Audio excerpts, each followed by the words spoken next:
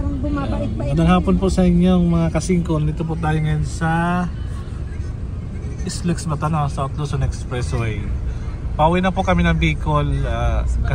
Kasama ko yung aking family. Ayan. Kita ko atang Team Char. Yan ang aking asawa. Si Eman. Tapos si ate. Yan o. Nanay. Yan o. Si mami mo. Oh, ayan. Oh, yan si mami. Oh, yan o. Ayan. Oops! Pauwi na kami ng Bicol at doon kami sa Islex. Medyo traffic. Yung mga tao nagsiuyan pa ng probinsya dahil nga sa bagong taon. Mas marami kasi nga umuwi pag New Year papunta nga sa kanilang probinsya kasi nga diba yung dapat daw sabi na pag New Year daw nasa kanilang mga pamilya. Kaya yun marami medyo traffic na papunta nga south.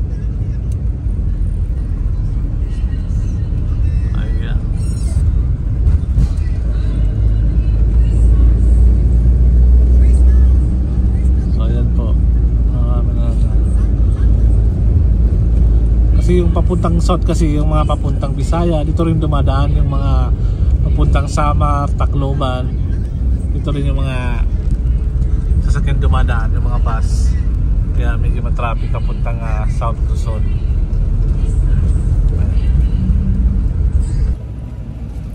Stop muna kayo mga kasingko dito, kain muna kami dito stop over muna kami dito para kumain ng lunch.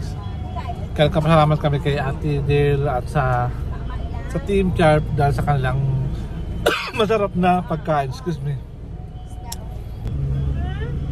Ayan po yung pagkain na luto po nila. Napakasarap. Ayan. May ensaladang ampalaya. May talong at mayroong adobo na napakasarap. Ito ba yun? Aga po sa inyong mga kasingko. Ito na po kami sa aming bahay. So kasama namin yung Team Charity po.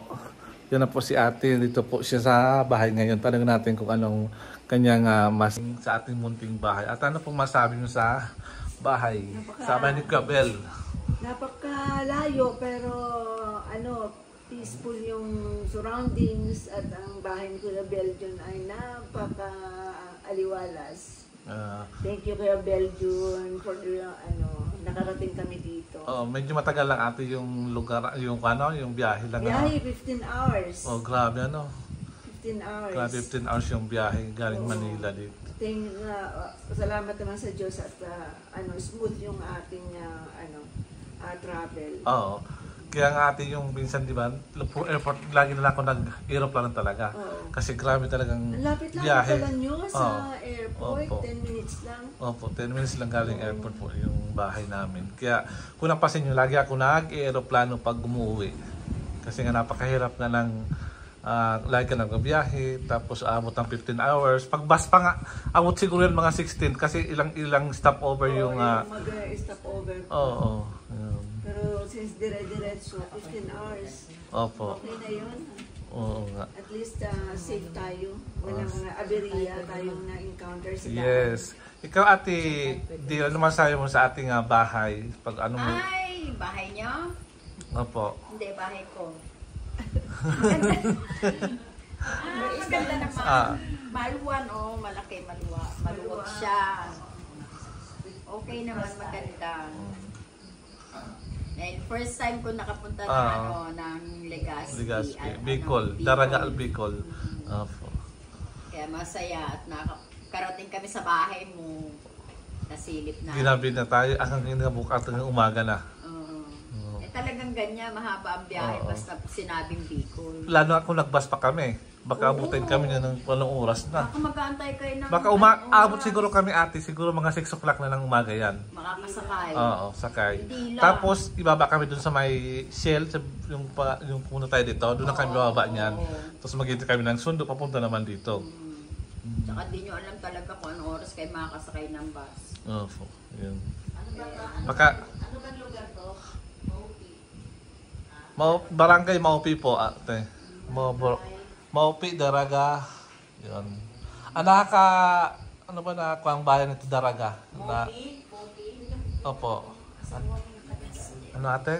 Nakukunan yung asawa mong nakadaste. Nakukunan? Bakit nakukunan? Nakukunan ng video. Ay, di, ganun lang talaga yan. Wala. Hindi man sila, okay naman natin, di ba? Hindi man nakaubad. Hindi na lang, di ba? Mamaya na po Mag-uupo pa. Mamaya na all the way down. So yan pinakita natin sa Team Char yung ating munting tahanan. Yan. So hanggang sa muli mga ka-Team Char. Ayan po. Sige. Thank you mga kasingko. Bye-bye.